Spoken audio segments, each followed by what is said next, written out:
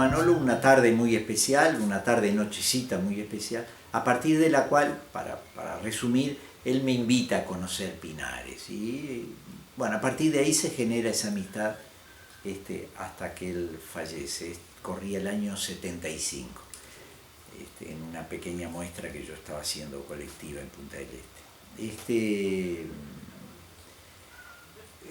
Cuando yo voy por primera vez a Pinares, me deslumbra la obra de Manolo y sobre todo algunas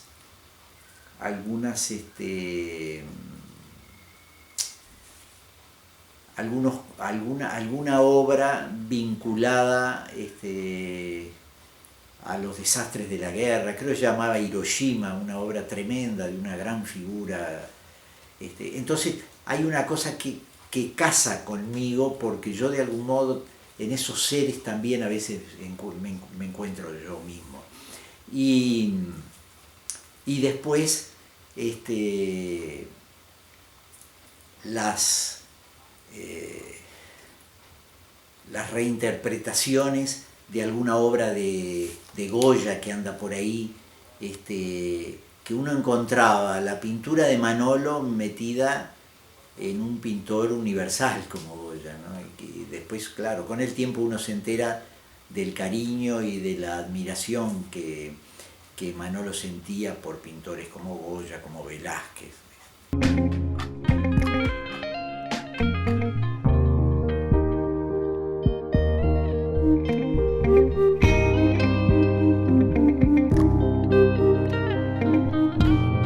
Primera sí que yo rescataría es la imagen del amigo, del compañero, ¿no? Un compañero que requería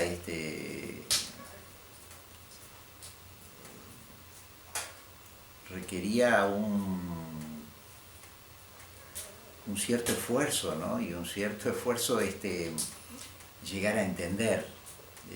No era fácil, no era fácil. Pero una vez entendido se generaba un afecto muy grande con él. Recuerdo muchas instancias. Otra de las circunstancias que lo marcaban y que lo pintaban a él como un ser muy especial eran Manolo y sus silencios. Yo recuerdo de levantarme, no es que fuese muy madrugador, pero generalmente estando en Pinares, cuando me levantaba no había nadie en la casa todavía envuelta, y me lo encontraba Manolo con su mate, ¿no? Como yo sabía de su necesidad de reflexión durante la mañana, con el mate y a veces la estufita prendida, si era la ocasión, pasaba y seguía de largo yo, como yendo para el fondo de la casa, ¿no? Y eso ocurría alguna vez, Manolo levantaba la cabeza así y me decía: ¿a dónde va, compañero? No, voy hasta la cocina al fondo. Bueno, arrímese a tomar algún mate. Me pareció un elogio, porque no lo quería molestar. Yo sabía, como contaba recién, de esa necesidad de reflexionar. Él alguna vez lo había dicho, que en la mañana a veces reflexionaba sobre las cosas que había hecho el día anterior, y que había dejado alguna de repente en el caballete, ¿no? Es recordable también la generosidad de Manolo en cuanto a compartir el conocimiento, y algún mango si te hacía falta. O sea, generosidad muy amplia y en muchos aspectos, que obviamente no hacían solo al aspecto económico, porque en ese sentido él era desprendido, ¿no? Pero es fundamental remarcar esa generosidad en compartir el conocimiento, ¿no? Y en alegrarse muchas veces cuando un compañero en una muestra o en esos encuentros semanales que había en algún boliche de Montevideo, uno aparecía con una carpeta o con algunos cartones. Yo me acuerdo, lo debo tener por ahí, que alguna vez, hace tiempo ya, andaba por las plazas de Montevideo sacando apuntes y siempre me interesó esa curiosa relación que se genera entre los grupos humanos y la naturaleza, ¿no? Es decir, el grupo humano y el entorno, un árbol, un pedazo de casa, un pedazo de cielo. Y bueno, y andaba un poco en esa búsqueda de algunas figuras del paisaje nuestro que de algún modo me producían un efecto significativo, digamos, ya sea porque las figuras estaban conversando. Por ejemplo, ahora estoy cayendo en la cuenta que de lo que estoy contando allí tengo colgados 2 dibujos, ¿no? Que son de esa época además. Son parejas o seres que andan solos, o en algún momento están solos, en algún estado reflexivo. Tal vez yo sentía como mucha empatía, ¿no? Por esa condición humana, tanto de la comunicación como la de la soledad. Y entonces andaba haciendo unos dibujos, y esos dibujos, por ejemplo, Manolo los conoció, pero de esos dibujos nació uno de los pocos cuadros que pinté, un cartón que pinté al óleo, y que lo expuse en una de las muestras que Manolo organizaba en el Jauja. Y recuerdo, ¿no? No recuerdo otro momento en que Manolo se hubiera referido a un cuadro mío en especial así, que tuvo un juicio muy, muy elogioso, que a mí me llenó de orgullo, y entre otras cosas me dice: ese cuadro podría estar colgado en cualquier lugar del universo. Esas cosas que uno, en fin, la toma por el valor de quien lo dice, con el cariño de quien lo dice, pero que de algún modo también uno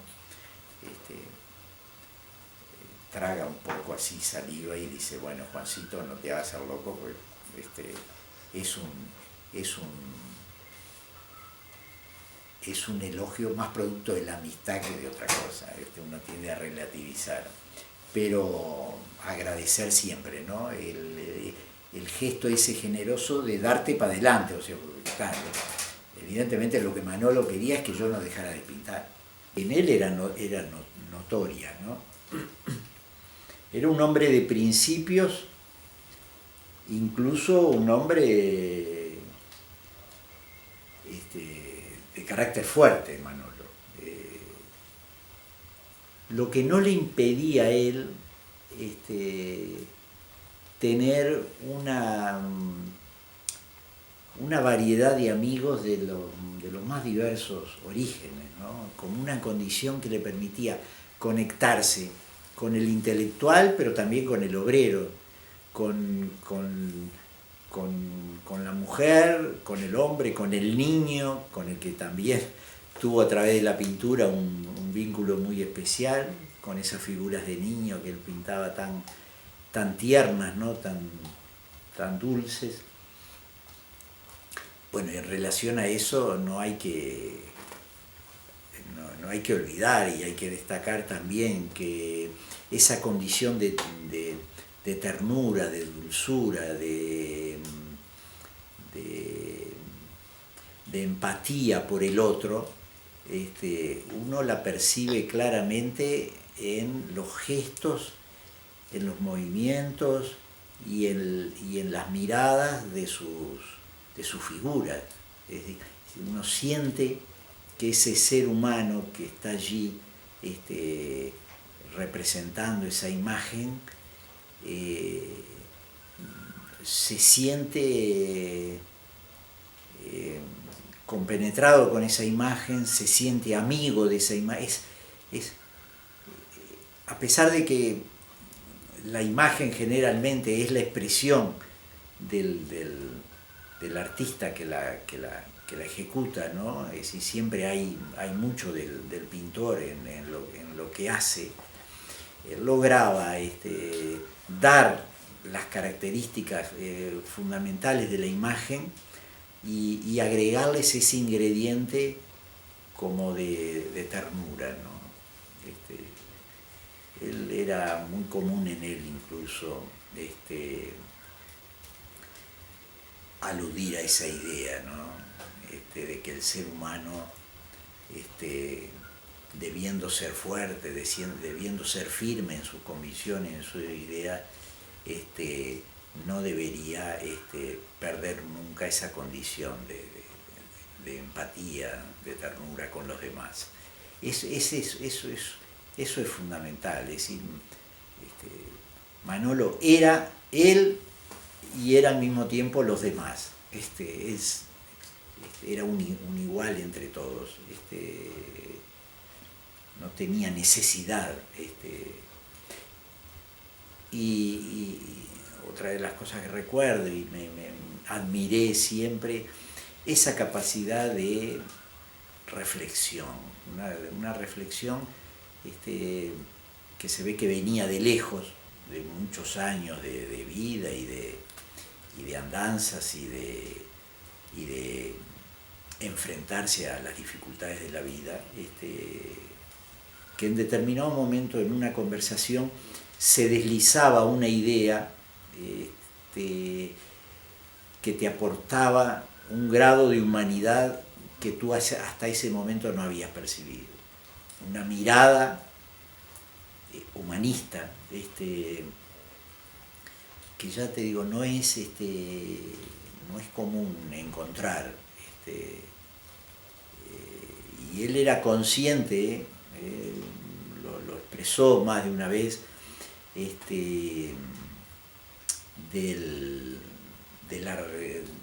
de las cualidades del mundo en el que estábamos viviendo.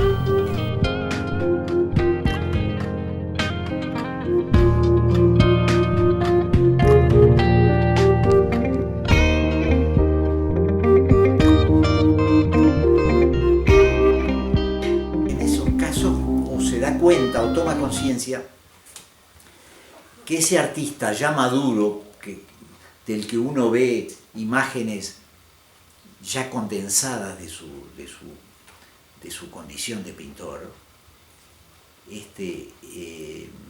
hizo un trabajo de aprendizaje. Es decir, porque uno siente que más allá de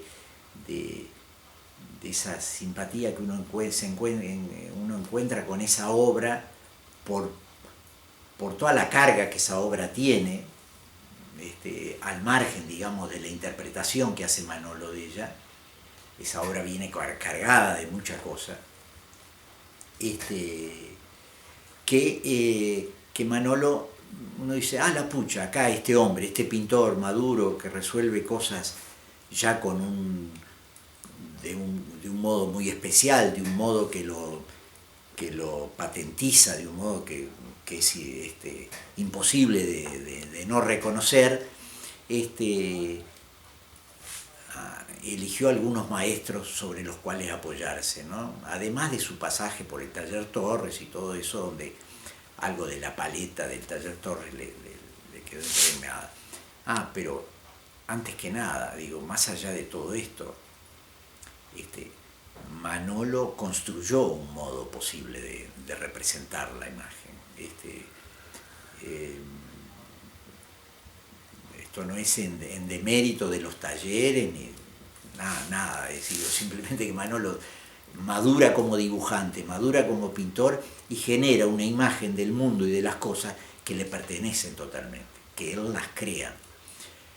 Yo admiro y admiré y seguiré admirando la obra de Manolo. Que ese fue un elemento obviamente que nos conectó. Una cierta empatía en algunas cositas que yo rayaba por ahí y la obra de un pintor que, que me llevaba casi 30 años y que tenía todo un recorrido anterior y que yo admiraba aquellas cosas que él hacía. La obra de Manolo entonces generó en mí siempre un estado de admiración profundo y un estado de reflexión también, porque la obra de Manolo, más allá de que el tema fuese una figura humana o un paisaje, expresa una visión humanista, tiene una mirada que transforma en pintura parte de la condición humana.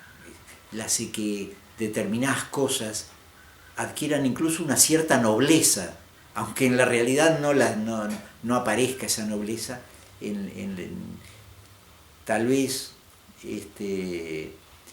ese modo posible de despojarse de ciertas cosas materiales de Manolo, que él lo tenía como un modo de vivir. Ese mismo modo de despojarse de ciertas cosas materiales imprimían al espíritu de Manolo de una espiritualidad que a la hora de pintar se hacía presente, estaba ahí. Las figuras de él no expresan nunca voluptuosidad, por ejemplo, no expresan nunca soberbia, siempre expresan como una reposada calma y una serena melancolía. Por decirlo de algún modo, podría decirse de otras maneras. Producen admiración también. Un color que nunca es agresivo, ¿no? Un color atenuado. Él hablaba, ¿no?, del tono más que del color. Entonar un cuadro, hacer que los colores se relacionen entre ellos de un modo tal que unidos armen como la música del cuadro, ¿no? Todo eso es fruto de ese trabajo incesante de él, ese aprendizaje primero y esa tenaz voluntad de hacer salir de él al pintor que tenía dentro, ¿no? Y bueno, obviamente que ese esfuerzo dio buenos resultados.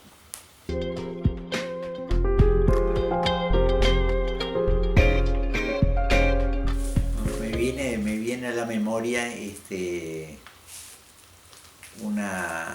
una reflexión que hacía Mariquita recordando a Ángel Tejera, un pintor que era de ahí, de Maldonado, ¿no? Que decía, yo nunca se lo escuché, a pesar de que lo conocí a Tejera y nos veíamos en la Galería Brusón en Montevideo, pero Mariquita recordaba que Tejera comentaba que Manolo había hecho una casa que era como un gran barco, decía Mariquita.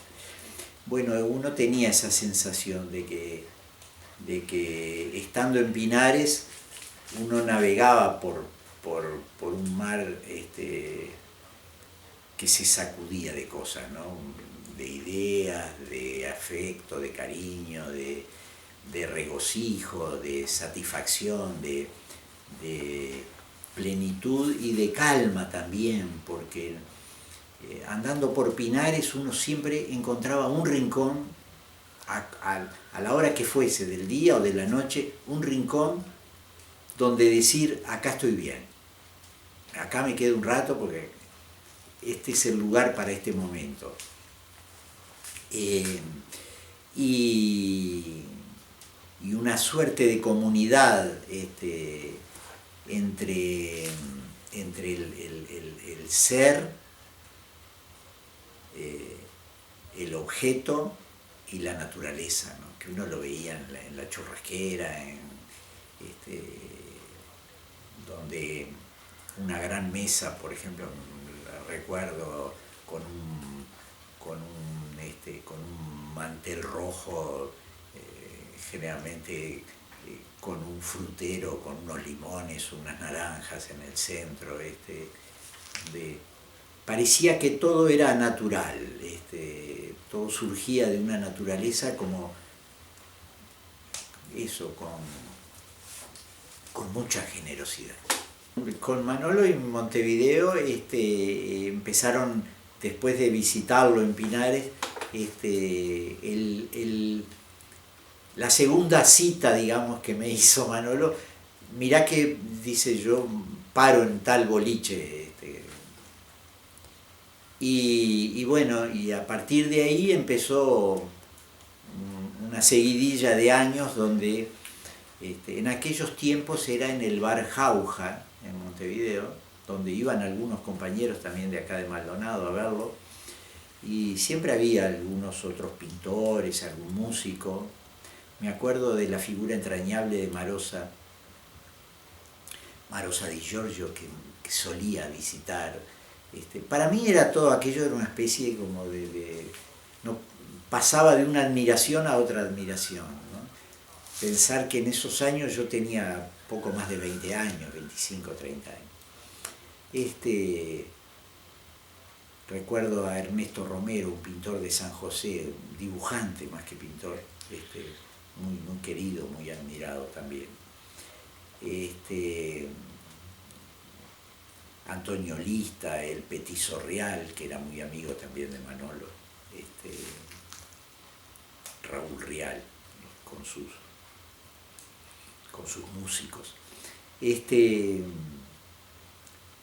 Y bueno, y era un encuentro ansiado, ¿no? Era un día en la semana, creo recordar que eran los lunes, no recuerdo, creo que no era otro día más que el lunes, el día en que nos encontrábamos con Manolo alrededor de una mesa en un boliche, y bueno, creo que todos, invariablemente, salvo algún veterano compañero de él, me acuerdo de un veterano vendedor de libros, el gallego creo que le decían,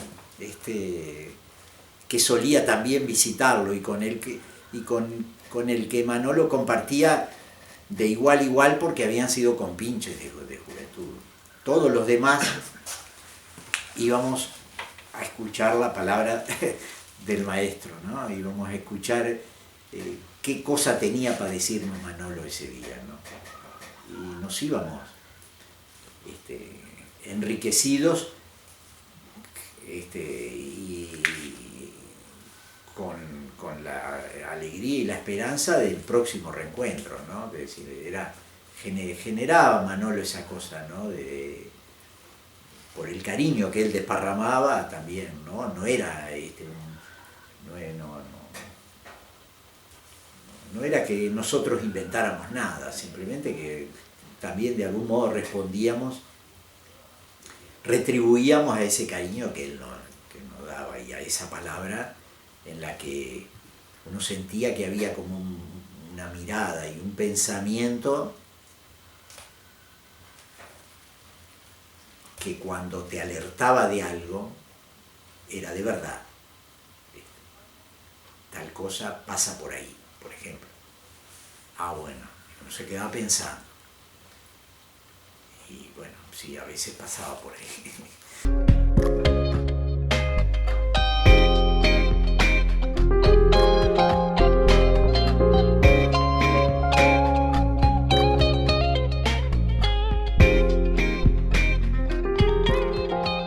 Yo viví la relación con Mariquita, aunque parezca mentira, tal vez por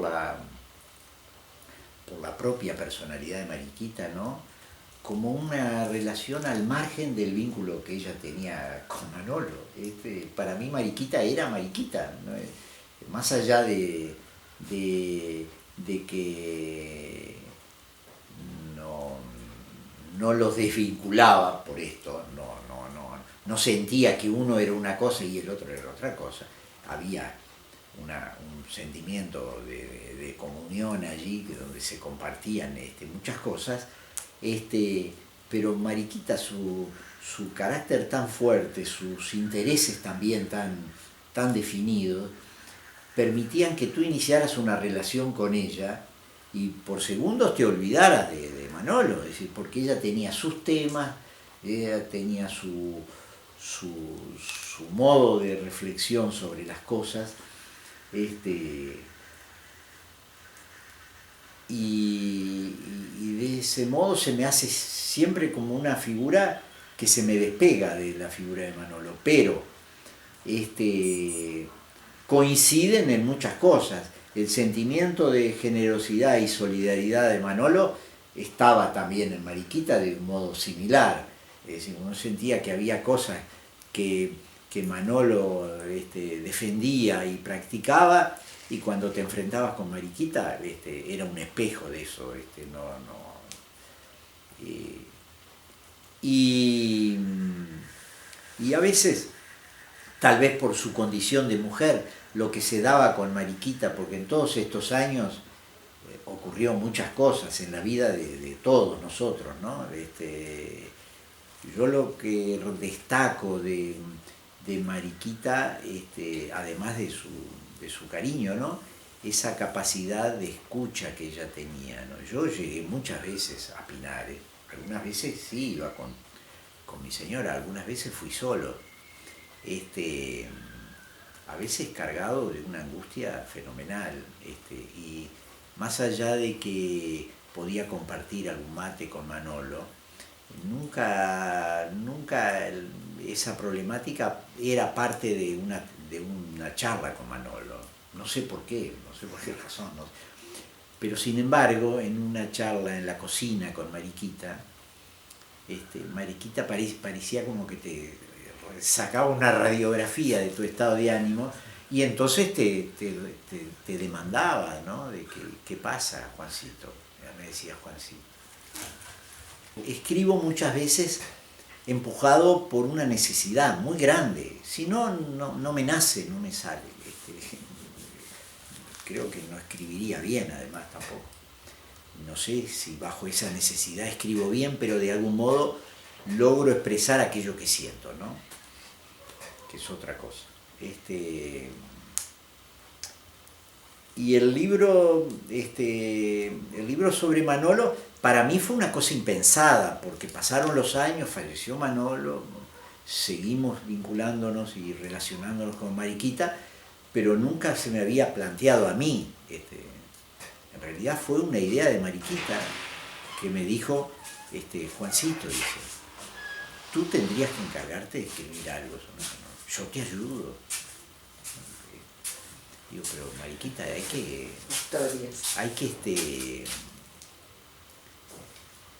hay datos que yo no tengo, hay cosas que yo no sé. Dice, no, yo te ayudo. Entonces, ahí vinieron jornadas después donde yo con un cuaderno anotaba. Muchas de las cosas que aparecen en el libro son gracias al recuerdo de Mariquita. Y donde más se recoge eso, por ejemplo, en todo el libro, es en el capítulo dedicado a cómo se conocieron Manolo y Mariquita, y a la vez que Mariquita va a la casa de la madre de Manolo, que creo que estaban acá en Aires Puros, donde dice que lo encontró a Manolo escuchando a Schubert, en un clima así como de ensoñación, de vuelo, ¿no? Ella lo recordaba eso también con mucho cariño. y bueno, entonces nutrido por todo el conocimiento, por todos los datos, toda la historia de la familia de Mariquita, de sus padres, de dónde vinieron, y después cómo se conoció con Manolo y todo eso, las 4 hermanas que recuerdo que ella tuvo, y algunos cuentos de su niñez con esas hermanas, más los propios recuerdos que yo había atesorado de algún modo, sin proponérmelo, pero de haber compartido, y un trabajo, digamos, reflexivo acerca de cómo armar una pequeña estructura de relato. La historia de los fantasmotes, como decía Manolo, de sus dibujos que nacen a raíz del golpe militar y de la dictadura, donde él mismo dice que nunca se lo había propuesto, pero que en ese clima surgen los fantasmotes casi como una cosa que se le impone a él, como una realidad que lo sobrepasa y que él no encuentra otro modo de expresar a través de una serie de dibujos que él libera de algún modo y nacen, salen ahí. Ese proceso a veces mágico, ¿no? Y misterioso que tienen los procesos creativos, ¿no? Pero él realizó allí una obra nacida de su conciencia, pero arrancada en las raíces más profundas del inconsciente, ¿no? Es brutal. Eso motivó también de que el libro empezara por los fantasmas, justamente, porque la frase del tiempo axial que está expresada en el libro de Manolo, y que expresa esa dualidad, esa bisagra entre un tiempo que parece que se va y otro que viene y que son como incompatibles entre sí. Los fantasmas expresan en la obra también de Manolo una suerte de bisagra. Él no hace una obra política, él lo dice muy bien algunas veces por ahí en algo que está grabado incluso: yo no me dedico al panfleto, decía Manolo, él no hace propaganda política con lo que pinta, él hace pintura, él es pintor y pinta. Y ahí sí él reconoce, salvo en los fantasmas, donde la realidad tan dura del momento, de algún modo se le impuso a él como una necesidad. Y de esa necesidad nacieron los fantasmotes esos. Y el libro empieza con un homenaje en cierta medida a esa obra bisagra,